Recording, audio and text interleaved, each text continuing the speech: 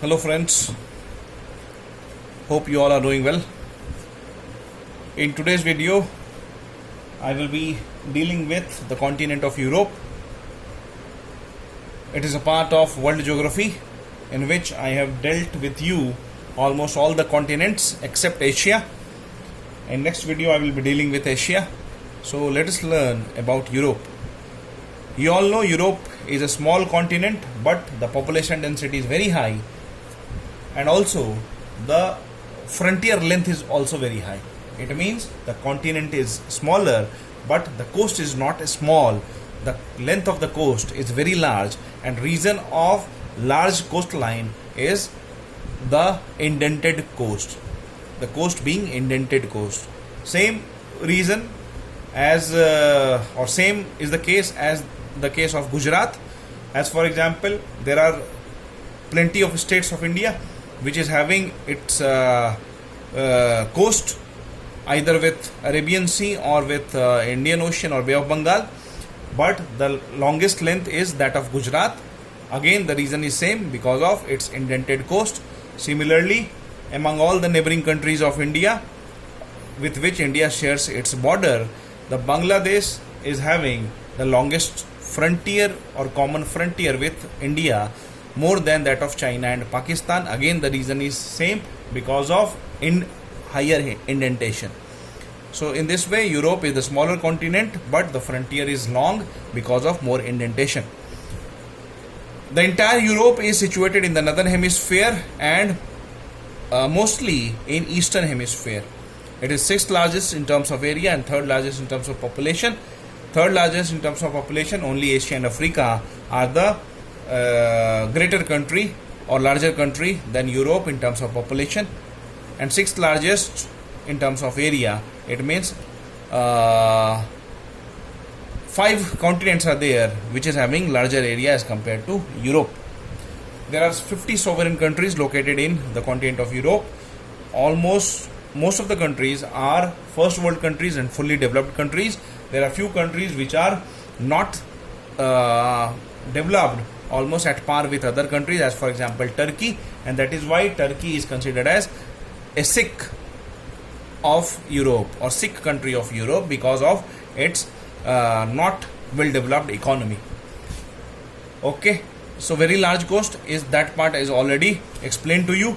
And if you will talk in terms of coastal length or frontier length, again UK or United Kingdom has its longer coast. Again, because of the same reason, because of higher indentation. If you have learned the world history, in that in Industrial Revolution, you must have read that the conditions were very favorable for initiation of Industrial Revolution, and that is why it started first in England. So, in the list of favorable condition, one of the favorable condition was that there are plenty of natural harbor in England, and natural harbor means the coasts were indented. Getting my point? Same reason is there in India. The western coast of India is more indented as compared to eastern coast of India, and that is why in western coast we have more natural ports as compared to eastern coast, as for example Cochin, Marmagua, New Mangalore, Mumbai or Bombay, etc. Now, Europe is also sometimes termed as Peninsula of Peninsulas. Peninsula of Peninsulas means it is itself a peninsula of Eurasia, and in this peninsula or in this continent there are plenty of other peninsulas, as for example Kola Peninsula in northern side, Iberian in southwestern side, Italian in southern side, and Balkan again in southern side. Okay, now we will learn in little detail about the physical division of Europe. Before that, let me introduce you some of the peripheral water bodies which are located in Europe. In this triple diagram, you can easily understand. This is the map of Europe, and here this water body is Black Sea, and just east of Black Sea we have Caspian Sea. South of Caspian Sea there is a continent of Asia, and north of it, or I should say northwest of it, is Europe. Getting my point? The third one, this number 3, this is again a part of Mediterranean Sea. This is Mediterranean Sea.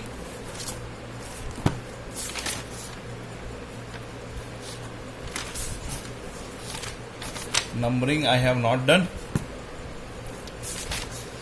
So number 3 is Aegean Sea. Number 3 is Aegean Sea. Number 4, Adriatic Sea. Number 5, Ionian Sea. Number 6, Tyrrhenian Sea. So similarly, these are the important water bodies of Europe. Here you have Strait of Gibraltar. This is Strait of Gibraltar. This is Bay of Biscay. This is North Sea. This is Norwegian Sea. This is Arctic Sea. This is Baltic Sea, and this is Gulf of Bothnia. So these are the important water bodies in and around Europe. Okay, we should know Black Sea in little detail. Here is the diagram of Black Sea.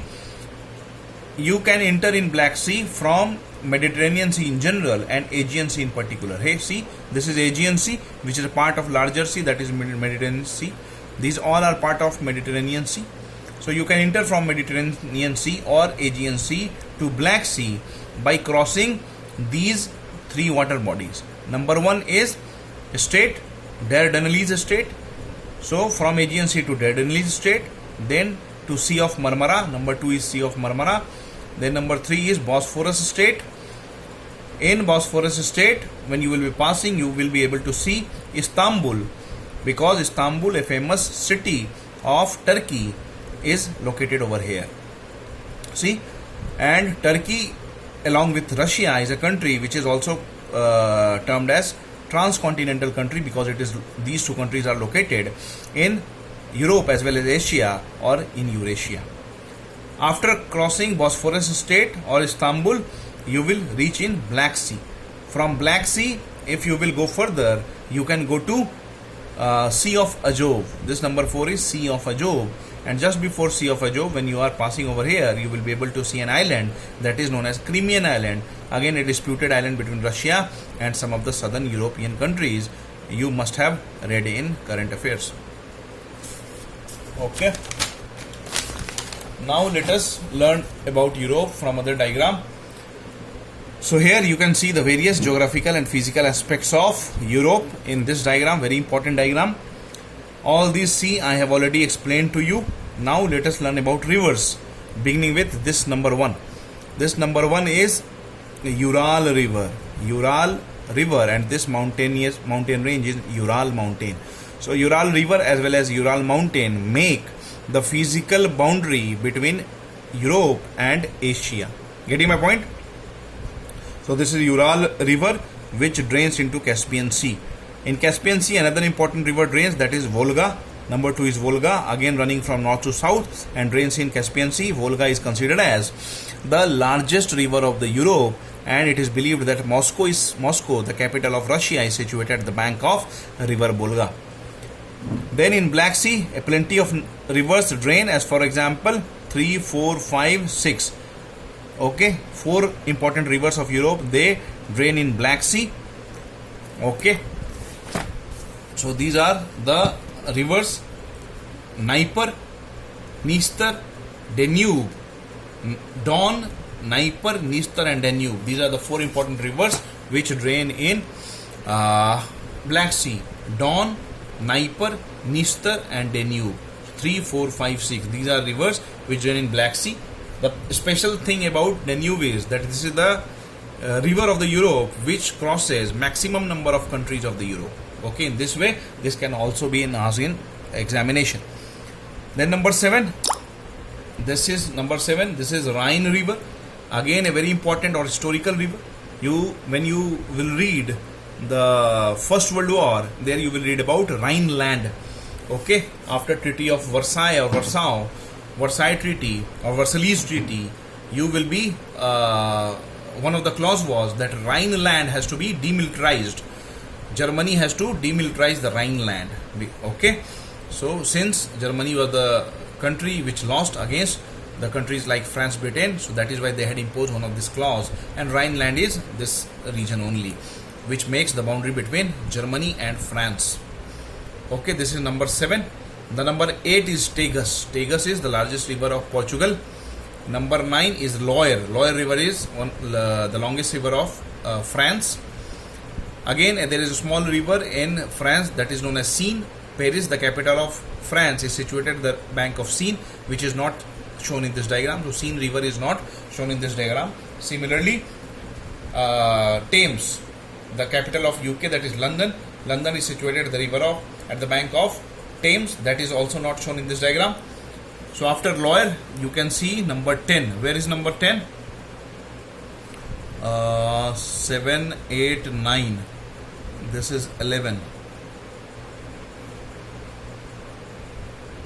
Where is 10? Okay, we are not able to see 10. So see which is 11. This is 11. That is river Elbe, which drains in North Sea, as Rhineland also was draining in North Sea. You give the name river Seine of France as 10, which is situated somewhere here. Number 12 is Vistula. Vistula is the longest river of Poland, which drains in Baltic Sea. So these are the main rivers of Europe. You should be number 10 is here. See, this is number 10, river Po. River Po is the main river of Italy. Okay, and in river Po basin, there is cultivation of rice, which is unusual to Europe, because in Europe mostly wheat, oat, barley, potato, these crops are cultivated and not rice. But in Po Valley, which falls in Mediterranean climate, there is cultivation of rice also. Getting my point? River Po drains in Adriatic Sea. Now let us learn about main mountainous range, Ural. As I told you, this is Ural mountain range, which makes the boundary between Europe and Asia. Next is Carpathian, Alps and Pyrenees. You can remember these three together. CAP, cap. Cap means topi. So C is Carpathian, A is Alps and P is Pyrenees. Okay. So Alps are very important mountain range of Europe, because it is very much similar to Himalayan of South Asia.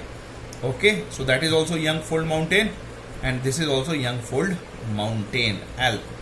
The highest peak of Alp is Mount Blanc, but that is not the highest peak of Europe. The highest peak of Europe is located in Caucasus mountain, that is Mount Elbrus. Mount Elbrus is the highest peak of Europe, located in Caucasus mountain.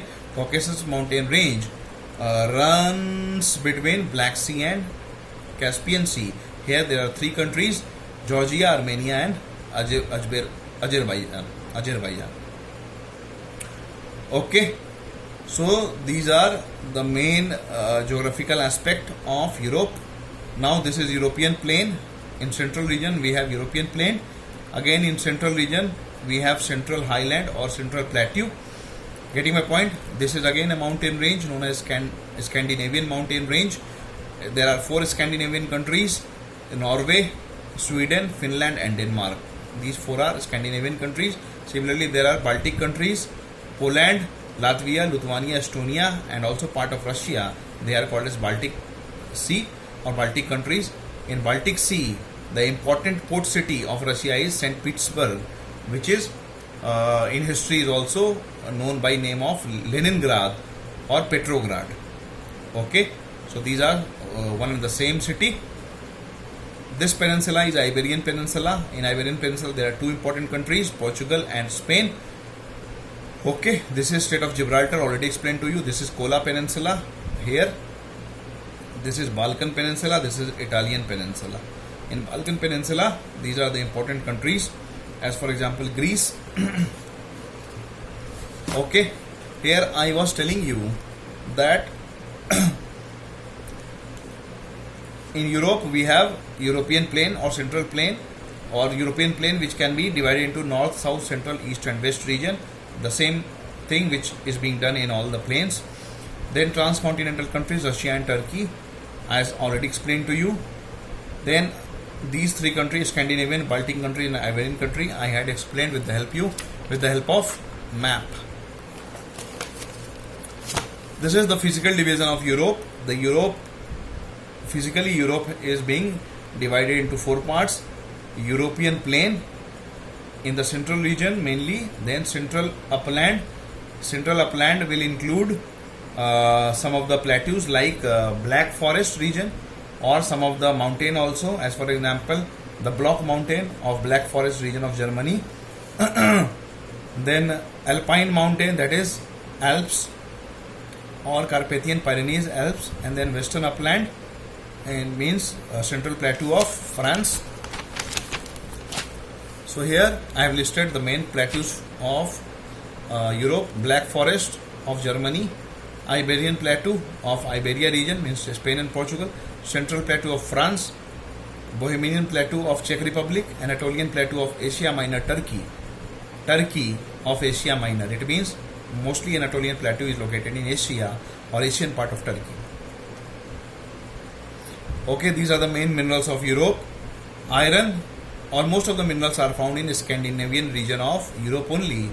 Scandinavian region is the oldest region of Europe, and in this way Sweden is the very rich in terms of mineral, and also Germany.